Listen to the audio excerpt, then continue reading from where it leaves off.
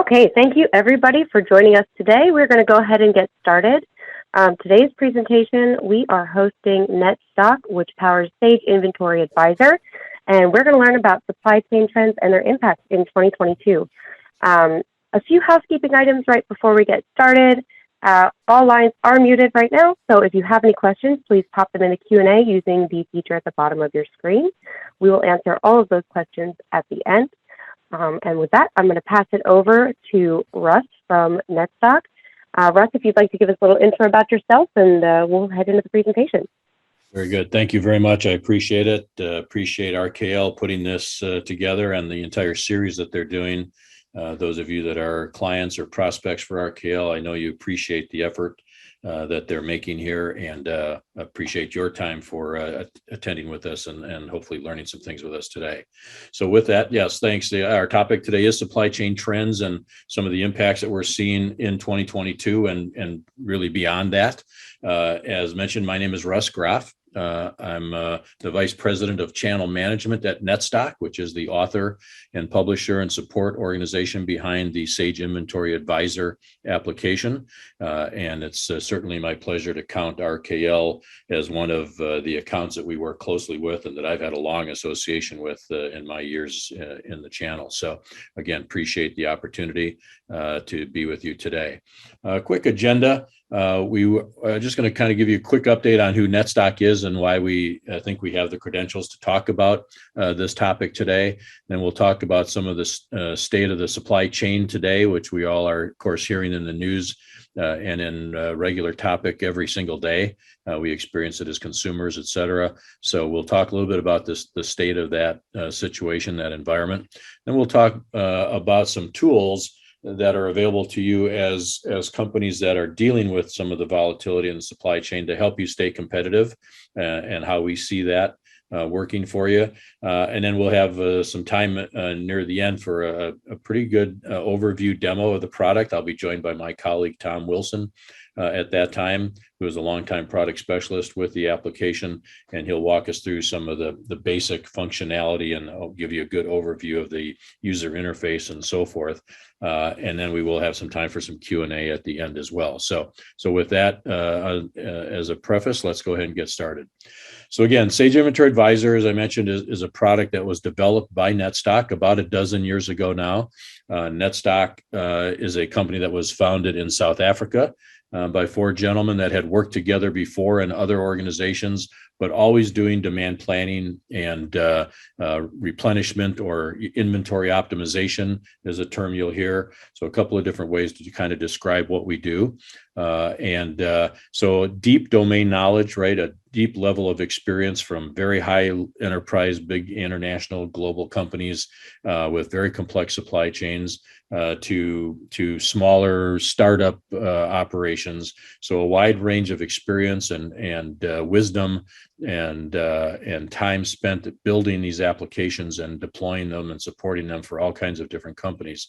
And what the founders realized about a dozen years ago, especially after all that enterprise level experience, is that there were millions of businesses around the globe that are in what we would call the middle market, small, medium-sized businesses that had now just as much complexity in their supply chain as those large enterprises always had, but did not have the resources to solve the problem.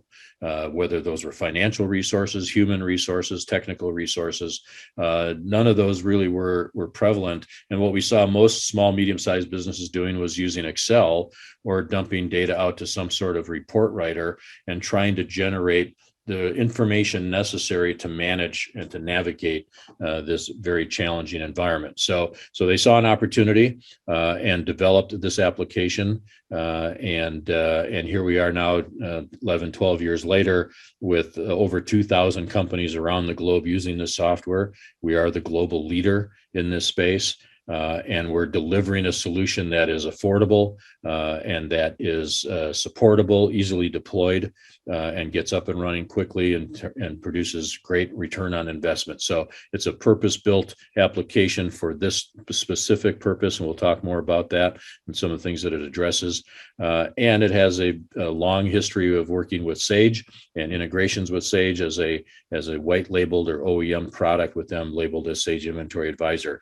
Out of those couple thousand or more customers, probably close to half of those are Sage ERP integrations that are our clients. So a lot of experience there. And as you look at this slide, you'll notice in the lower right-hand corner, lots of recognition for us as a company and as an application in terms of where we fit and how we've been reviewed and respond to the marketplace. So, a pretty acclaimed product, and we're proud of that. So let's just talk about the kind of the state of the union at this point, right? The supply chain disruption is not going anywhere. But of course, it's always been a fact of life. It's the nature of the beast in supply chain.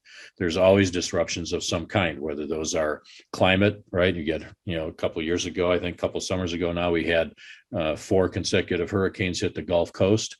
In the ports of New Orleans and Houston were dramatically impacted for weeks at a time.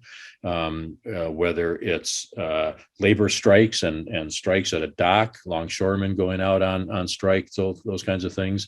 There's all kinds of history of supply chain disruptions, right? Who would have guessed that a freighter could go sideways in the Suez Canal for a couple of weeks and totally disrupt global supply chains for the next couple months after that. And of course, we're still enduring probably the largest disruption that we've ever seen to supply chains, certainly in our lifetime, and that is the pandemic.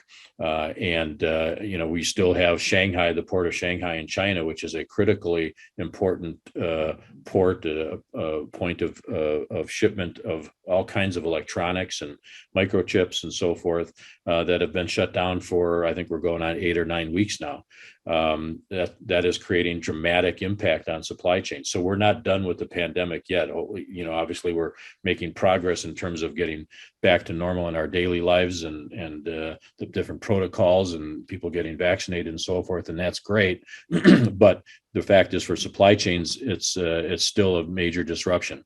And of course, unfortunately, now we have the war in Ukraine that is just beginning to impact some things that I think are going to have very long-term impacts on us in terms of the food supply and all kinds of raw materials that come out of that region of the world that go into manufacturing processes of all kinds. So we're experiencing that. So it's a never-ending cycle at this point, and it's creating a lot of different challenges for those of you that are trying to manage your way through this. Right? We are very familiar with the labor shortages that are resulting, some of the rapidly changing demand patterns. Some products are way out of whack. In fact, we just saw news in the last couple of weeks about Target and a couple of other large big box retailers that were now overstocked on certain items and having to do discounting to move product because they overestimated what the demand was going to be. So it's not just longer lead times, which we certainly are experiencing. We've experienced that as consumers. I was fortunate enough to be able to purchase a home last November, and I'm still waiting for some of the furniture that I ordered at that time to arrive. Right. So we've all experienced it as consumers, and we're certainly experiencing long lead times in our businesses. But it's not just lead times; it's also demand patterns that are messed up. So we still have this issue of increasing stockouts. We go to the store to buy something and we can't find it because and everybody's blaming supply chain, right? You can go to a restaurant and can't get the normal menu item that you're used to, and the waiter's telling me, oh, it's because of supply chain. I mean, that just tells you how prevalent this term is and the awareness of the challenge today. And of course, all that's leading to rising costs. We're all, watching gas prices go up and other consumer costs, food costs are rising. And a lot of it relates to the transportation costs. The cost of a container coming from Asia to the United States is now tenfold what it was a couple of years ago pre-pandemic.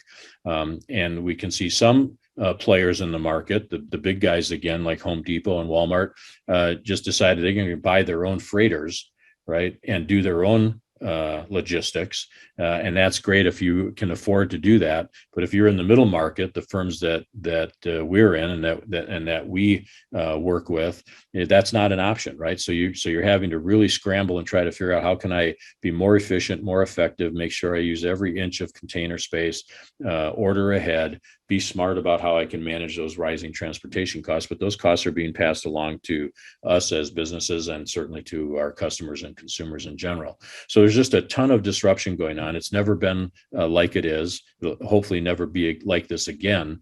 But I think we're going to be dealing with this for at least another year, maybe a year and a half.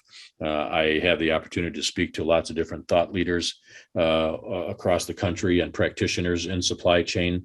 And the most optimistic perspective that I've been hearing is maybe second quarter next year, so a year from now, that things will settle down. But most people think it's going to take a little bit longer than that, maybe the end of next fiscal year, 18 more months or so, before we get something back to anything resembling normal. So again, disruption's always been a part of the supply chain environment. We're used to that, but what we're dealing with now is unprecedented. And of course, the net result in your warehouse, right, in your business, is that we are certainly experiencing plenty of stockouts because of these long lead times and transportation costs and availability of transportation even.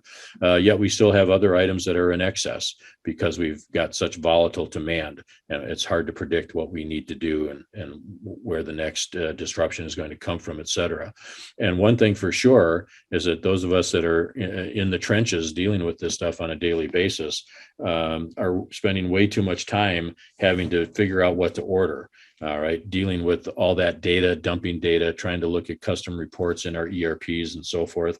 You all on this call have outstanding ERP applications that give you a ton of data, a ton of transactional information that's very well organized, well structured. You've got a pretty good handle on what you have and where it is, but it doesn't necessarily fill the gap and answer that next question of, is it the right stuff, right? Do I have the right product in the right place?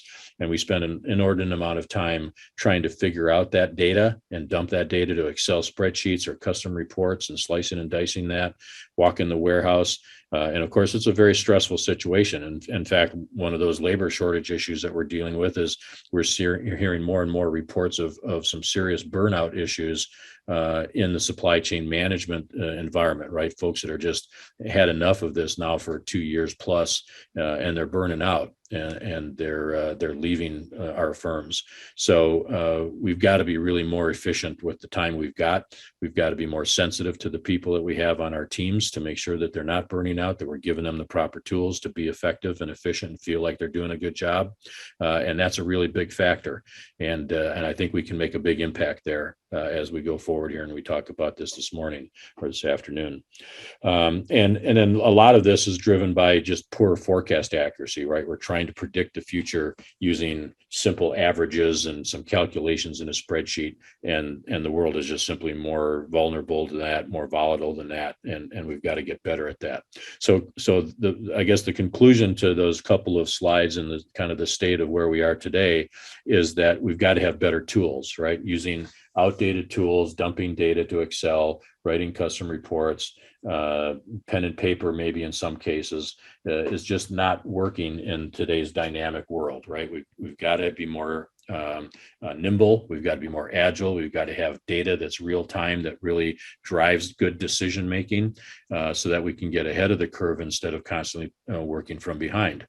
And so technology is the answer to that. Sometimes we do presentations that talk about best practices in a supply chain environment. And we always talk about those best practices in terms of 3 different areas: people, process, and technology. So certainly we've got to have the right people on the team that have the ability to do what we need them to do, but we also need to give them the right opportunities, right? We've got to give them proper training and support to be effective in their jobs. But part of that is also them giving them good processes to follow. And again, with your Sage ERPs, you've got an ERP environment that sort of guides you along that best practices model. How do I issue purchase orders? What's the workflow there, right? That's supported by Sage. When I'm receiving moving goods, what is the proper process for efficiently and effectively on a timely basis receiving those goods, closing those purchase orders, and so forth. So you've got a foundation in your ERP that will provide good process flow for you to make decisions and to get your work done effectively and so forth.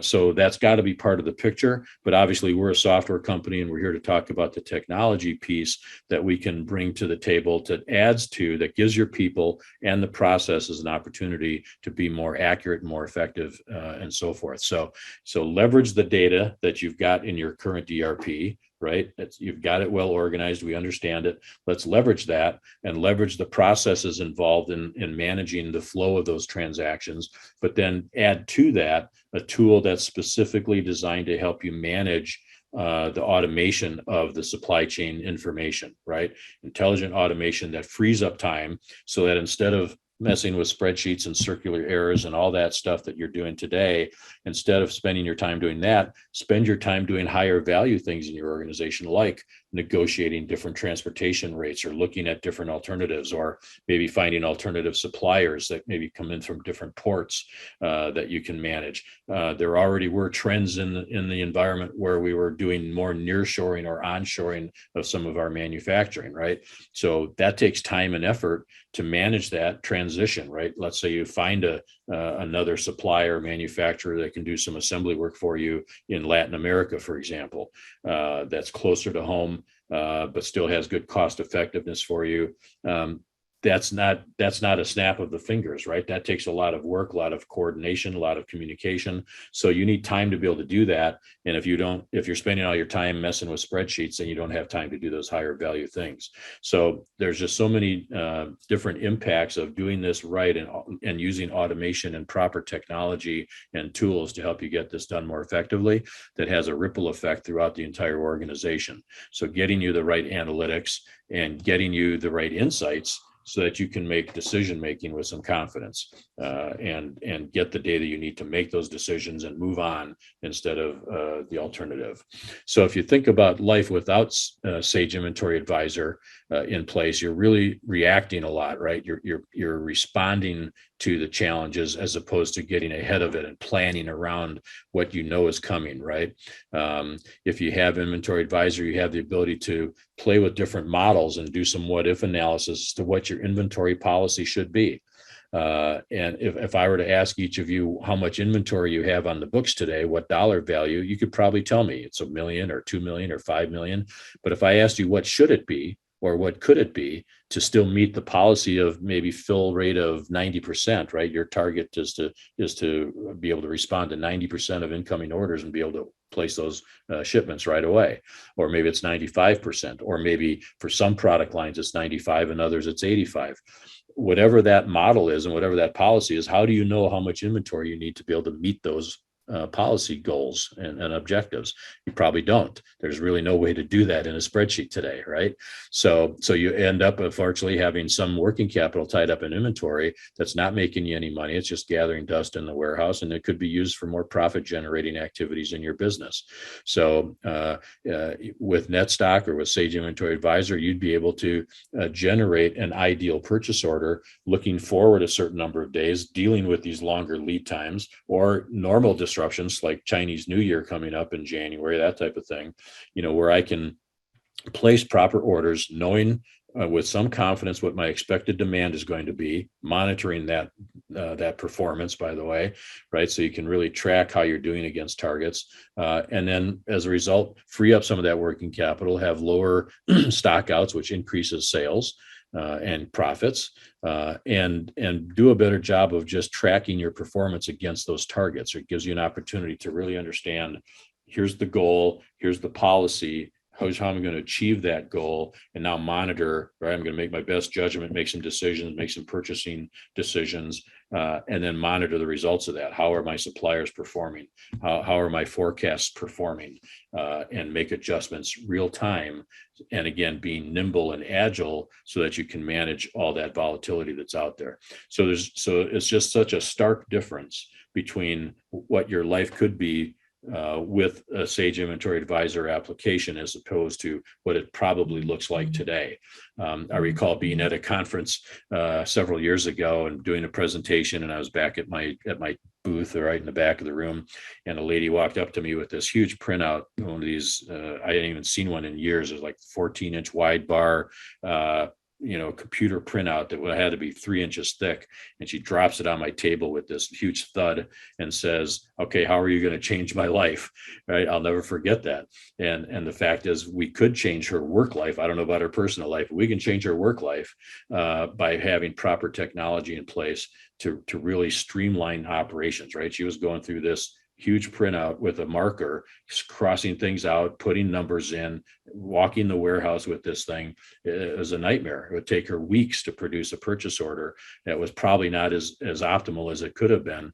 We can do that for you now in hours, what used to take weeks. So just think about what life is like today and what it could be with a proper tool. And it's a very stark contrast, and it's a real game changer for our companies that are our customers. And really that's our goal, right? Netstock gets up every single day with one goal in mind. If you're familiar with Simon Sinek, kind of an author and speaker, he's got TED Talks and so forth. He talks about the why, right? You have to understand your why you're in business, why it is you do what you do. And what Netstock's why is we're here to help level the playing field.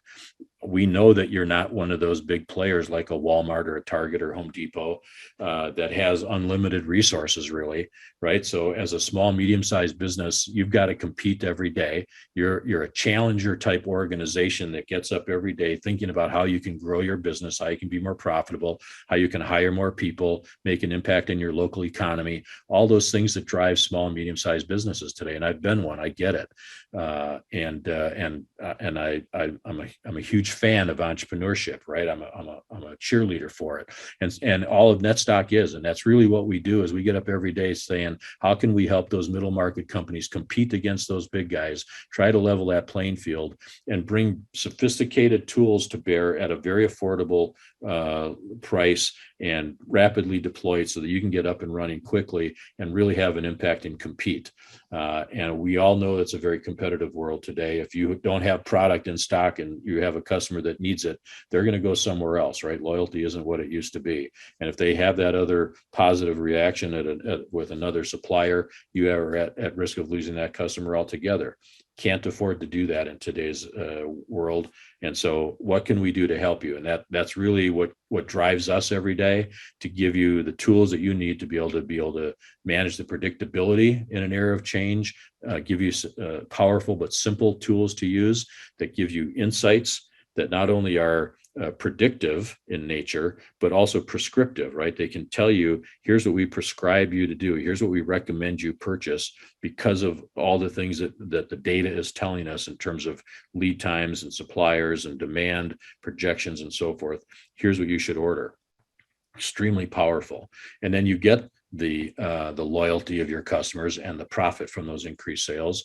You get the savings from taking that capital that's tied up in inventory and reinvesting it elsewhere in the business.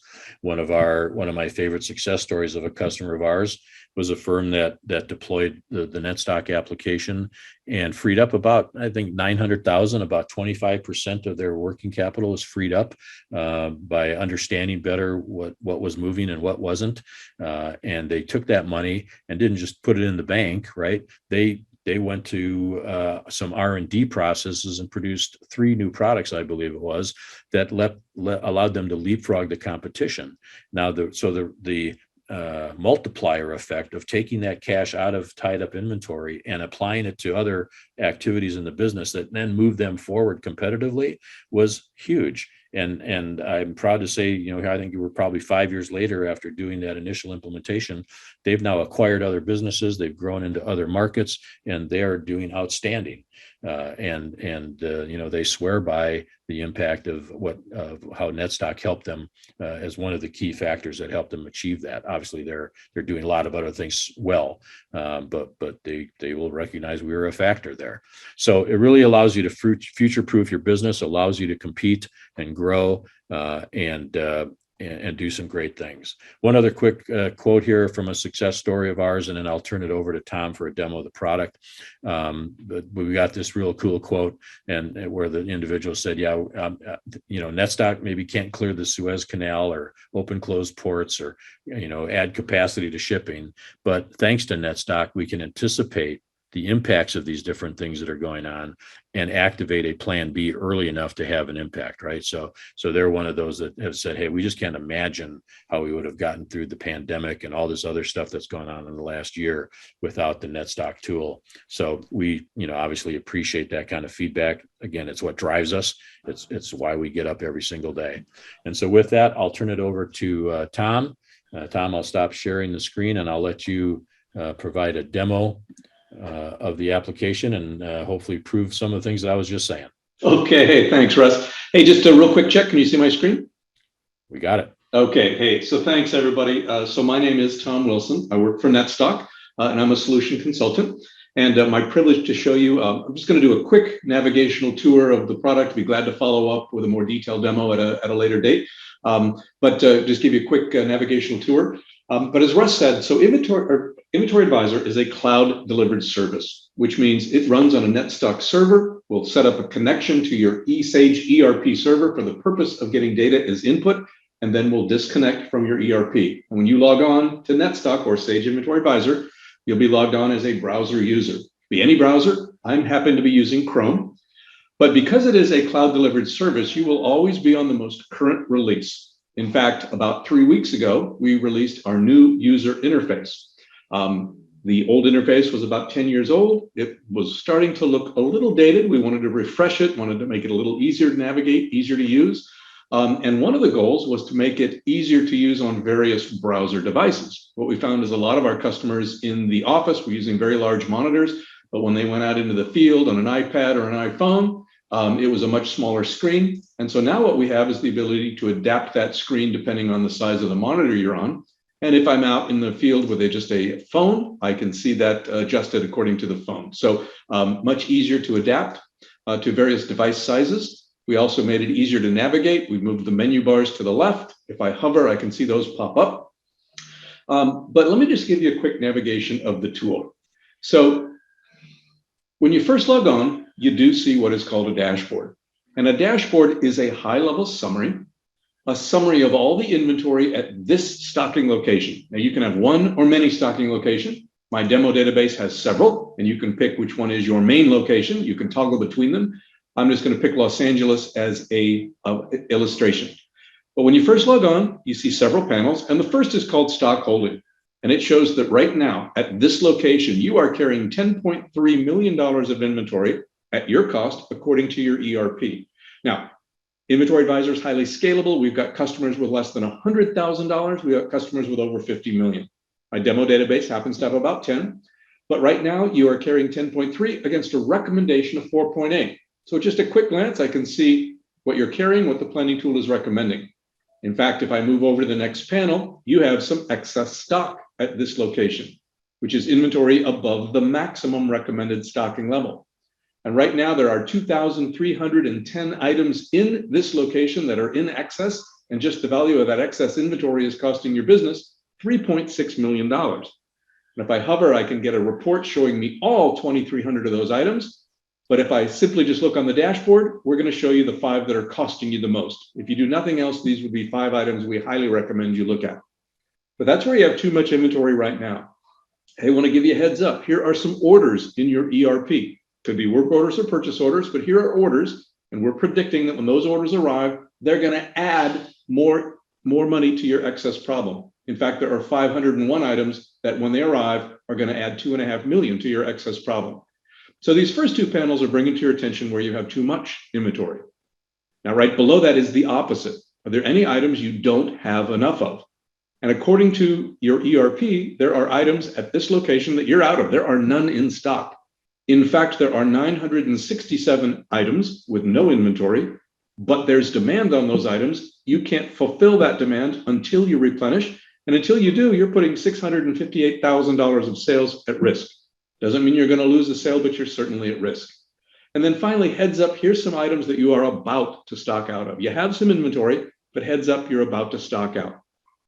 So day in the life of a planner, purchasing manager, production manager, executive, I can come in, toggle between locations, and for any location, I can quickly see what my inventory is, what the planning tool recommends it should be, where do I have too much inventory, what impact is it having on my business, are there any items I'm out of or about to run out of, what impact could that have on customer service or sales. So we're going to alert you, if you will, to items that have problems, giving you information to resolve those problems, but specifically focusing your attention on the ones that have the biggest impact on your business.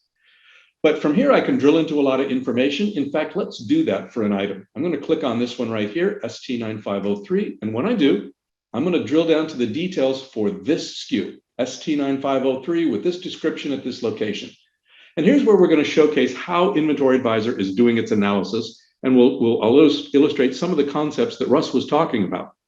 Now, the first thing you're going to see is what your current inventory position is, which is literally just data from your Sage ERP. But the power of the planning tool is to recommend what your inventory should be.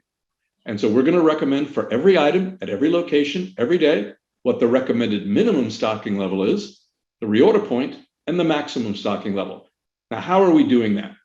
Well, that happens over here on the right, and we're going to look at it through two lenses. The first is demand, and the second is supply. Well, it's pretty hard to determine what your inventory stocking level should be unless you know the demand. So Inventory Advisor will automatically load the sales history for every item at every location. This item had 31 months of sales history, and it's represented graphically in blue. But as Russ said, if you're trying to forecast in a spreadsheet, the hardest thing to do is to try to figure out which forecasting method is the best method to predict future demand. And so a lot of our customers in a spreadsheet just default to a simple moving average. Well, Netstock is going to analyze that pattern in blue, compare it to a half a dozen forecasting methods, and pick the one that is the best fit. So it's going to test for trends, spikes, outliers, patterns. And for the sales history for this item, a pattern was detected, it repeated itself, and so a seasonal model was selected as the best forecast to predict future demand, which is generated over the next 12 months in yellow. So everything in this panel happened automatically. We loaded the sales history, analyzed it, selected the best fitting forecasting method, and used it to create a computer-generated forecast. Now, the reality of the supply chain and some of the supply chain disruptions are forecasts are very volatile right now. And so we're going to alert you a couple of places. So see where it says MTD, month-to-date sales. That means for this month, if I hover where the little information is, it's showing me that right now, month-to-date, I've sold nothing. I forecasted 92, and we're 96.8% through the month. So that's an alert, a heads up, if you will, that you might be over forecasted for this item. Now, the other thing we're going to do is look at a little bigger picture. I'm going to come down to where it says forecast history, and we're going to actually track how is the forecast doing against actual sales, and we will alert you to any item that is over or under forecasted. Now, in addition to that, you can go into that forecast and you can make an adjustment. Maybe you want to increase the demand, decrease the demand. You have a promotion. There's a run on this demand because of COVID. So you can certainly go in and make a change to the forecast. So a very robust forecast. Now, the next side of the equation is the supply side. And as Russ mentioned, things happen. Suppliers are taking longer to deliver. Lead times are not as reliable as they used to be. They're volatile. And so you want to set up what's called a safety stock. And a safety stock is a buffer to protect you from running out. And you want that buffer big enough to protect you from stockouts. You don't want it so big, though, that you start to see a lot of excess buildup. Well, we're going to set or recommend that safety stock based on several very dynamic inputs. And one of those is you might want to set a more aggressive target for an item that contributes more to your business. So we're looking at the item's contribution, and you can set policies accordingly. We're going to look at the lead time. How long does it take to get this item from this supplier? Well, according to Sage, it's 90 days. But we're going to assess how is that supplier doing. Do they deliver on time? Do they deliver the right quantity? And so we're going to go get some more data from Sage. We're going to pull it into the supplier performance panel. And for this SKU, does the supplier deliver on time? Do they deliver the right quantity? I can see that graphically, or here is every transaction we've placed on this supplier for this SKU. And it turns out that this supplier is doing pretty good, doing a little bit better than the stated lead time, in which case we may not need quite as much safety stock. What we're seeing a lot of lately is that's not the case. We're seeing a lot of, they're not delivering on time, they're not delivering the right quantity, so you're going to see that safety stock increase. Well, we're also going to test how is that forecast doing against that actual sales that we're tracking. And we can increase or decrease the safety stock based on that forecast accuracy. So the two fundamentals that are at the heart of that supply chain disruption we're tracking, we're going to recommend a forecast that you can change, that we can track. We're going to recommend a safety stock based on actual supplier performance. And we're going to use that information as the input to calculating a min, a reorder point, and a max, and we do that every day for every item. Now, what that means then is we're going to forecast at the item level, and we're going to calculate safety stock at the item level. But Netstock has added a couple of modules, and these are available through Netstock. And one of those is, if you notice, that supplier risk is at the item level. But what a lot of our customers have asked for is, hey, can you step back and look at that from a little bigger picture? I'd like to have a conversation with my supplier. I'd like to talk to them about not just this SKU, but every SKU. How are they doing across all of the SKUs I buy, across all of the locations I buy for? Well, that data is available. And so we've pulled it into what we call our supplier performance analysis. So let's go to the supplier. I'm just going to click on this supplier. And now what I can do is I can go to that supplier performance button. And what that's doing is that's showing me every item I buy from this supplier. In fact, I get 23 SKUs for Los Angeles and Chicago. Here is the inventory I'm carrying and the safety stock, how the supplier is performing across all of those items, what my average lead time is, historically, what have I purchased from this supplier? Are there any current overdue purchase orders from this supplier? Do I have any open items? And what are we projecting you're going to order from this supplier in the future? And if I come over here to my future button, here is a graph of what we're projecting across all of the items that you order from this supplier, what you'll need to purchase in the coming months. I can see that graphically. I can look at a table where I can get much more granular. I can look at it for just Los Angeles, just Chicago, or hey, let's look at it across both locations. And if I click that, I'm even going to summarize it by month. And for the next 12 months, broken out by Los Angeles and Chicago, broken out by SKU, I can see exactly what we're projecting you're going to need to buy from this supplier. And that way you'll be able to have conversations with your suppliers, show them what you're projecting you're going to need to buy. You can even focus on your critical items, so you can have a very meaningful conversation with them about the performance and the lead time you're experiencing and any ways that you can improve it. Now, the next thing is we're also going to look at that forecast from a little bigger perspective. Forecast I showed you was at the item level. But let's step back and look at it from a bigger picture. Show me the forecast for every item at this location. But maybe I don't want to look at every item. I want to look at a group of items. So I'm going to come down here and I'm going to look at a product line. And let's use a product line called fasteners. And I'm going to apply that filter. And now I'm just looking at the group of items or the list of items that are in this family. And what I can do is I can come over and I can say, hey, show me, we call this the advanced forecasting module, show me all of the SKUs that are in this group. And I now in one place can change them. I can change the forecast. I can export this to a spreadsheet. I can do further collaboration, implement adjustments, load it back in. But it's very easy now to do some analysis and maintenance of my forecast across a larger group of items and not just one at a time. And so those two fundamentals that Russ talked about, the demand and the supply, we are keenly focused on. You can adjust the forecast. We're monitoring the safety stock. I can look at that across the supplier as a whole. I can adjust the forecast across all of the items as a whole, and I can make those adjustments. But what you'll start to see as you use this tool is you will start to see your inventory trend towards the model. As you manage your excess stock and catch it before it happens, you'll start to see excess reduce. As you catch stockouts before they happen and place optimal orders, you'll start to see stockouts reduce. And if you can reduce stockouts, you will improve customer service and sales. If you can eliminate excess inventory, you will free up that working capital, and you can use that money for other things, as Russ talked about. And if you can give planners, purchasing managers, executives better, more timely information. So again, you're spending your valuable time not downloading data, maintaining spreadsheets, looking for problems, but instead you're being presented with the areas, the items that need your attention most, with the information you need at your fingertip, so you can focus your valuable time and attention where it is the most valuable to your company. And if you can address any or all three of those areas, the return on investment can just be off the charts. Great. Thank you, Tom. If anybody has any questions, you can go ahead and pop them into the Q&A right now. And Russ, I just wanted to ask you if you could go into a little bit about what the implementation kind of would look like for a system like this. Sure. Yeah, it's a good question. Yeah, I did mention a couple of times that it's rapidly deployed. So, the gist of it is that, because we've done hundreds and hundreds and, thousands really of implementations over the last 10 years, and not just out of our operations in North America, but globally in Australia and the UK and so forth, we've just really learned a lot. And we've got a very mature, solid methodology that we've developed over the years that is just very effective. It's basically got 5 steps to it. And the first couple are very rapid. We just get a connector because it's already a certified, tested, tried and true connector. We install that. We get a dashboard very quickly in a matter of hours, typically. And then the bulk of the implementation has to do what we call the refinement phase, where we really work closely with the end user.